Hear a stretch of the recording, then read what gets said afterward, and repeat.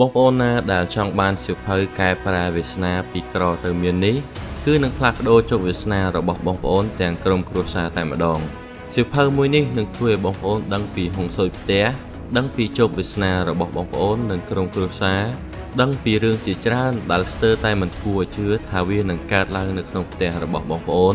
ហើយនៅក្នុងសៀវភៅមួយនេះក៏មានពិធីកែគ្រប់ក្បួនផងដែរសូមតាក់ទងមកខ្ញុំឥឡូវនេះនឹងទទួលបានតម្លៃពិសេសពេលដែលបងប្អូនអានសៀវភៅនេះហើយបងប្អូននឹងអាចកែផ្ទះរបស់បងប្អូនបានដោយខ្លួនឯងចំណេញទាំងលុយបានទាំងចំណេះដឹងដាក់ក្នុងខ្លួនអាចយកចំណេះដឹងនេះទៅកែផ្ទះរបស់អ្នកដទៃទទួលបានកម្រៃផ្ទាល់ខ្លួនថែមទៀតផងគុណតម្លៃនៃក្បួនហុងស៊ុយផ្ទះសេដ្ឋីមានទ្រព្យមិនអាចកាត់ថ្លៃបានពាក់ព័ន្ធជាមួយនឹងសុខភាពពាក់ព័ន្ធជាមួយនឹងអាជីវកម្មពាក់ព័ន្ធជាមួយនឹងសុភមង្គលក្នុងក្រុមគ្រួសារ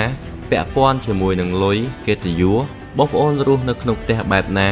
គឺនឹងកំណត់វាសនារបស់បងប្អូនបែបនោះអរគុណ